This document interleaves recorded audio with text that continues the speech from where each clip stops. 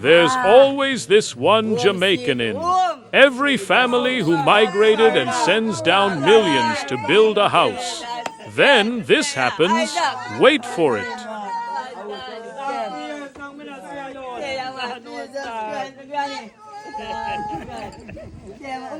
Uncle Isaac. Isaac? Yeah. Wala there. A long time I not see him, no man. A long time I not see him. I don't see no one place. Me I go check still. Just like something over there. Something. But alright, you just text it out there. Everything there for me, man. Me have that. Yeah, man. Why?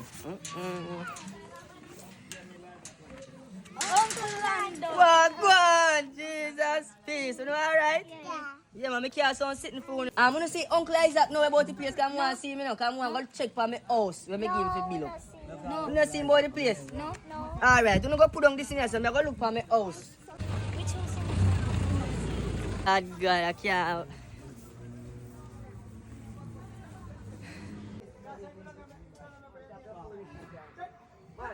Jesus Christ! Be out!